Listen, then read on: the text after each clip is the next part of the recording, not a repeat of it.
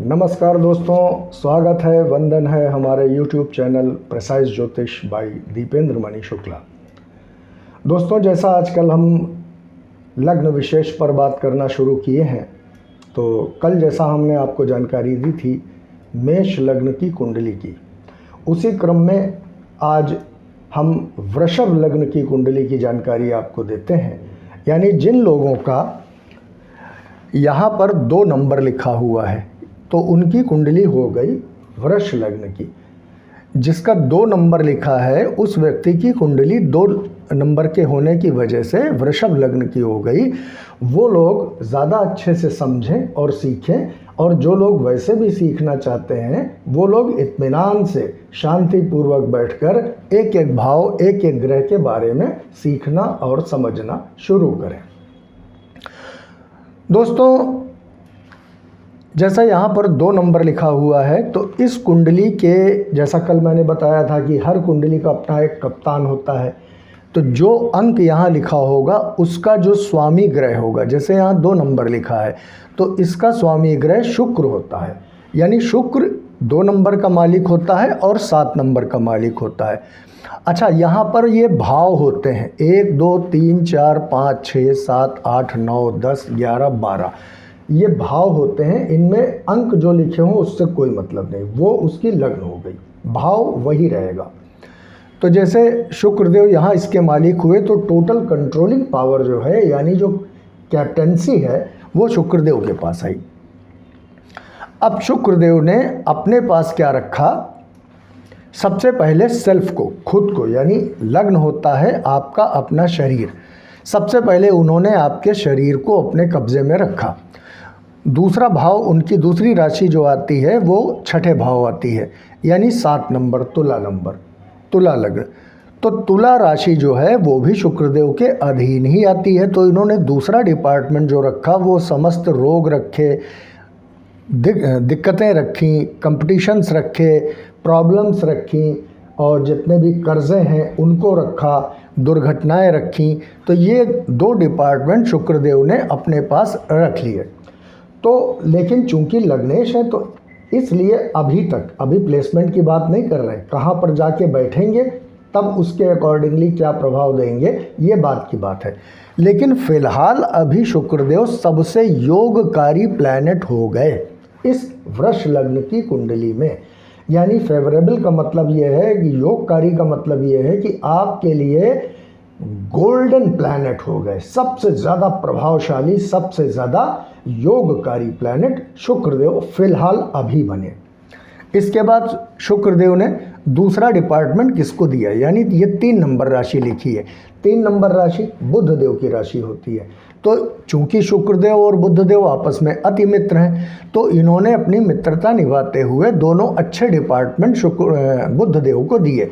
एक 3 नंबर की राशि, यानी यहाँ पर धन, कुटुंब, वाणी का डिपार्टमेंट दे दिया, और दूसरी इनकी जो राशि है, जो मूल त्रिकोण राशि है, वो कुंडली की भी मूल त्रिकोण राशि में स्थान दे दिया। यानी कन्या राशि इनकी कुंडली के मूल त्रिकोण स्थान 5म भाव में आ गई।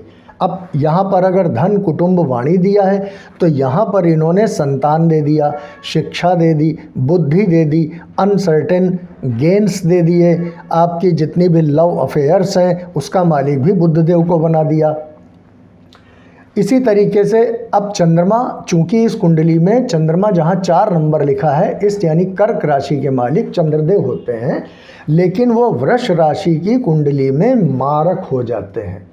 अच्छा, यहाँ पर बुध देव को अगर कोई भी आदमी अष्टम द्वादश थ्योरी के अनुसार मारक, अभी तक आपने सुना होगा कि दूसरा भाव और 7वां भाव मारक होता है। जब कभी कोई बीमार होता है तो अक्सर पंडित जी कहते हैं मार्केश लगा हुआ है, तो वो दूसरा भाव और 7वां भाव ही होता है। लेकिन इस कुंडली में बुधदेव मारक नहीं होंगे। क्यों? क्योंकि 8वें भाव से ये 8वां हुआ और उससे ये द्वादश हुआ और लग्नेश का अति मित्र हुआ, इसलिए इस कुंडली में बुधदेव मारकत्व की पदवी नहीं निभाएंगे, वो योगकारी ही रहेंगे। अब मारक की पदवी कौन निभाएगा? वो चंद्रदेव निभाएंगे। क्यों? चूंकि चंद्रदेव देवताओं में आते हैं और शुक्रदेव दानवों के गुरु हैं, इसलिए इस कुंडली में चंद्रदेव हमेशा मारक पदवी ही निभाएंगे। अब सूर्यदेव की अगर, अच्छा ये पराक्रम का भाव है, ये अनसर्टेन फजूल की मेहनत का भाव है, छोटे भाई बहन का भाव है, छोटी प्रॉब्लम्स का भाव है, इसलिए ये सारी चीज़ें यहाँ पर बढ़ाते रहेंगे। इसी प्रकार अगर हम सूर्य की बात करें तो सूर्यदेव को इन्होंने केंद्र में स्थान दे दिया, भाव तो बहुत अच्छा दे दिया, लेकिन चूंकि सूर्यदेव और शुक्रदेव की आपस में पटरी नहीं खाती, ये लोग आपस में मित्र नहीं हैं, इसलिए समस्त सुख दे दिए, वाहन दे दिया, माता का सुख दे दिया, भौतिक आनंद दे दिया, लेकिन अब जब चूंकि इनकी बनती नहीं है तो सूर्यदेव भी यहाँ पर मारक ही हो गए। अब बुधदेव बता ही दिया, शुक्र बता दिया। अब मंगल देव की बात करें, मंगल को इन्होंने अपने से ठीक सातवां भाव यानी वृश्चिक राशि दी और इनकी दूसरी साधारण राशि मूल त्रिकोण राशि को खर्च भाव में दे दिया, यानी ये व्यय का भाव हो गया। अब यहाँ पर अगर हम 8 to 8 थ्योरी एप्लीकेबल करेंगे, यानी अष्टम टू द्वादश थ्योरी का एक आकलन करेंगे तो ये मारक हो जाएंगे। क्यों? क्योंकि 8वें भाव से द्वादश यानी 1 2 3 4 5 6 7 8 9 10 11 और 12 यानी 8वें भाव से 12वां और लग्नेश के अति शत्रु, तो ये इस कुंडली में मारक की पदवी ही निभाएंगे, यानी मंगल देव इस कुंडली में मारक सिद्ध हुए। इसी प्रकार देवगुरु बृहस्पति की अगर हम बात करें तो देवगुरु बृहस्पति की एक मूल त्रिकोण राशि जो है वो इन्होंने अष्टम भाव में दे दी। चूंकि ये दानों के गुरु हैं और ये देवताओं के गुरु हैं तो दोनों में राइवलरी चलती है, यानी प्रतिद्वंदिता चलती है। हालांकि दोनों गुरु हैं लेकिन राइवलरी चलती है, इसलिए इन्होंने देवगुरु बृहस्पति को उनके लायक एक, अच्छा होता क्या है, कोई भी आदमी वो अपने आगे किसी को मानता नहीं है, जिसके पास सत्ता है वो अपने आप को बिल्कुल धुरंधर समझता है, दूसरा चाहे जितना विद्वान हो उसको उतना ज़्यादा वेट नहीं देता। तो इन्होंने देवगुरु बृहस्पति को अष्टम राशि दे दिया। अष्टम भाव में जाने से देवगुरु बृहस्पति यहाँ पर एक जैसे बेसिक प्लैनेट, एवरेज प्लैनेट हो गए, क्योंकि उनकी दूसरी राशि भी आय भाव एकादश भाव में आई। अब शनिदेव यहाँ पे ये सारी मुसीबतें, दिक्कतें, प्रॉब्लम्स, हर्डल्स, जितने भी दुख हैं उन सब का भाव है।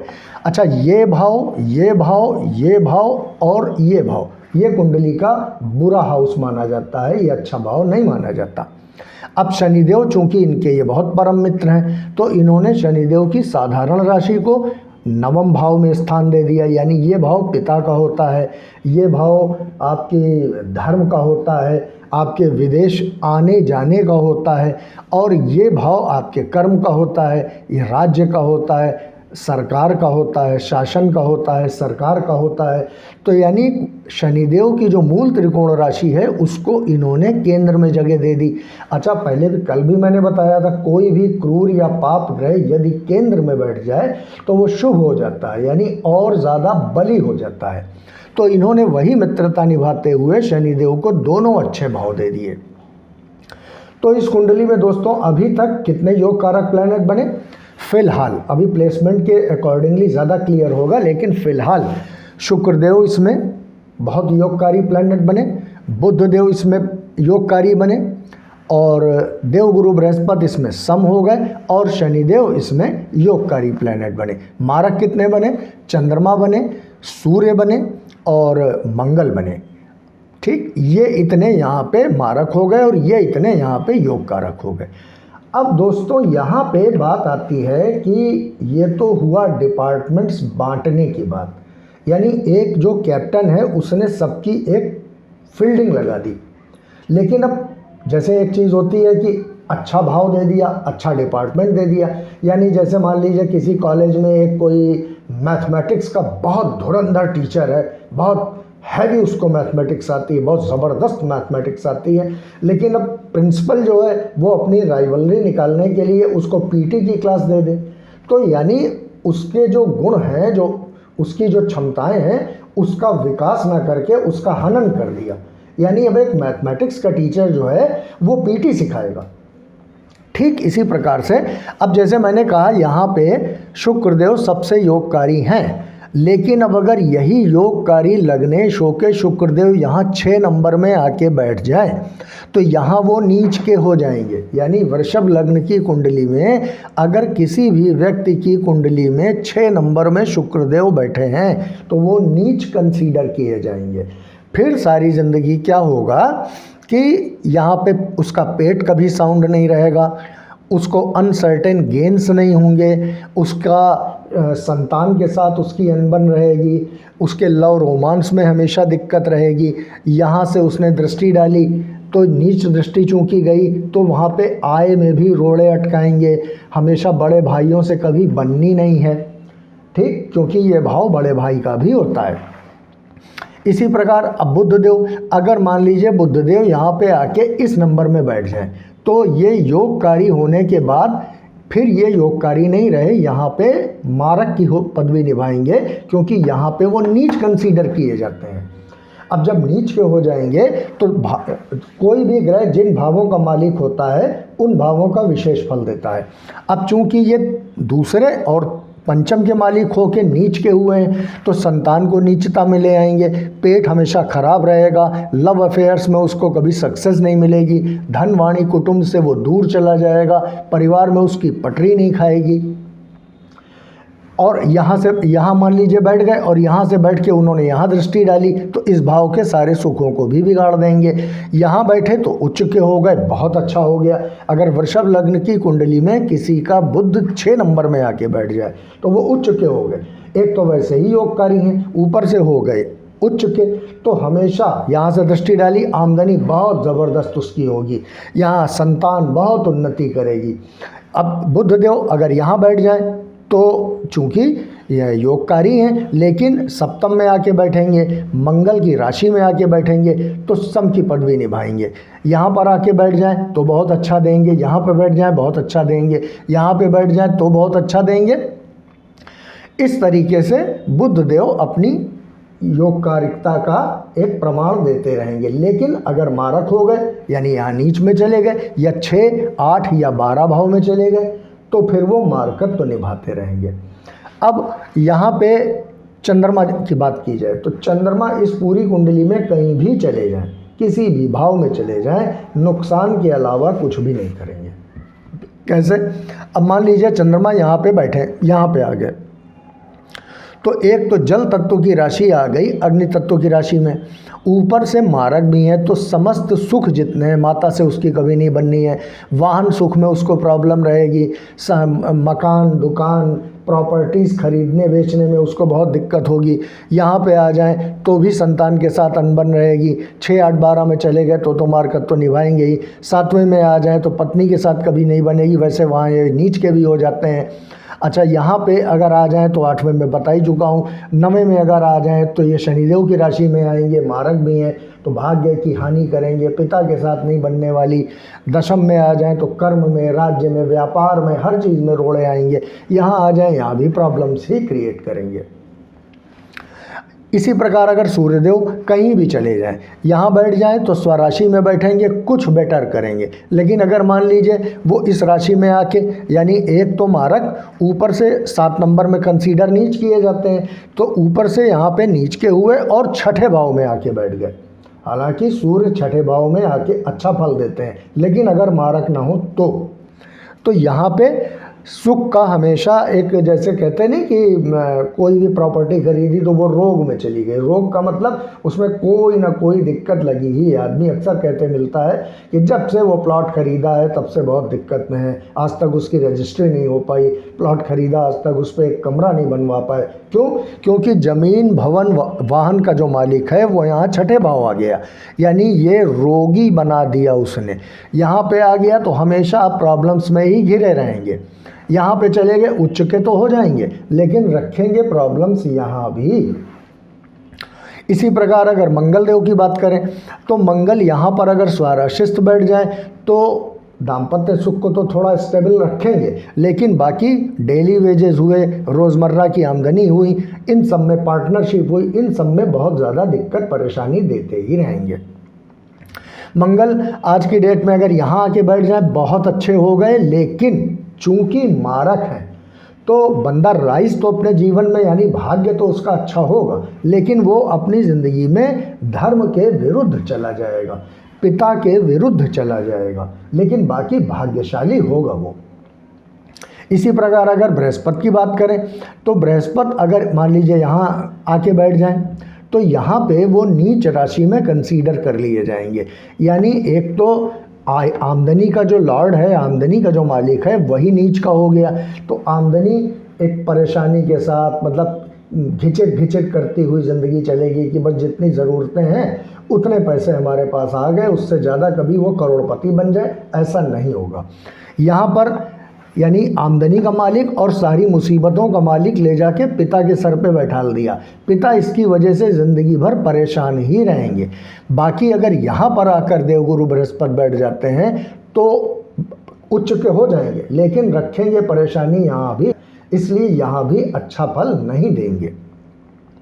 तो इस कंडीशन में तो दोस्तों इस प्रकार से वृषभ लग्न की कुंडली में कौन सा ग्रह, अच्छा योग कारक और मारक की एक अच्छी चीज़ और जान लीजिए, या एक ज़रूरी चीज़ और जान लीजिए कि योग कारक प्लैनेट जो है वो मारक तो हो सकता है, लेकिन मारक प्लैनेट ज़िंदगी भर मारक ही रहेगा। यहाँ पर अच्छा यहाँ पर क्या है कि जैसे किसी की वृष लग्न की कुंडली है, अब वो कभी ज़िंदगी में मोती ना पहन ले, वो कभी माणिक ना पहन ले, वो कभी मूंगा ना पहन ले। क्यों? क्योंकि ये तीन के तीनों प्लैनेट मारक हैं। यानी अगर यहाँ मोती पहनेगा तो फजूल की मेहनत बैठाल देगा। अच्छा यहाँ चंद्रमा अगर उच्च के हो जाए तो फजूल की मेहनत को उच्चता में ले आएंगे। यहाँ पर मोती पहनेगा, ज़बरदस्ती की मेहनत, मतलब जिसको कहते हैं नहीं चलनी में दूध दुहो और कर्मों को दोष दो, वो वाली स्थिति पैदा हो जाएगी। माणिक पहन लेगा, जितनी भी भौतिक सुख सुविधाएं ज़मीन जायदाद हैं उनमें बहुत प्रॉब्लम शुरू हो जाएगी। मंगल का मूंगा पहन लेगा, पत्नी के साथ नहीं बनने वाली, खखेड़ हो जाएगी, पार्टनरशिप टूट जाएगी, सारी ज़िंदगी दिक्कतें परेशानियां होती रहेंगी। अब यहाँ पे योगकारी प्लैनेट के अगर रत्न पहनता, जैसे शुक्रदेव अगर अच्छी पोजीशन में बैठे हैं, यहाँ बैठे हैं उच्च के हो गए, बहुत अच्छे हो गए हैं, यहाँ बैठे हैं अच्छे हो गए, यहाँ बैठ गए अच्छे हो गए, तो वो हीरा पहन सकता है।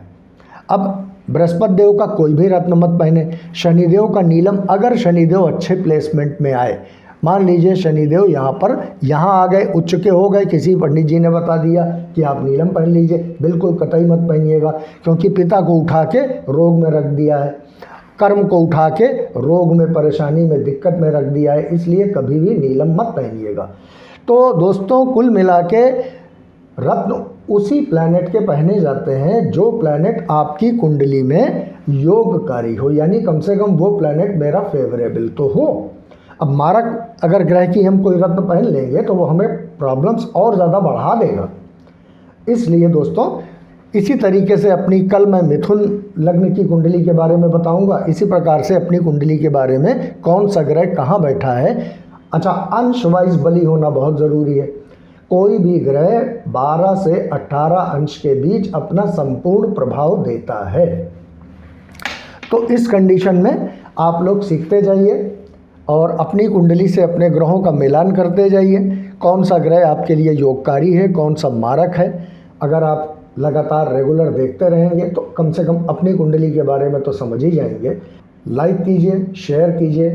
तब तक के लिए आपके अंदर बैठे हुए परमात्मा को नमन है, वंदन है। जय हिंद, जय भारत, जय गणेश।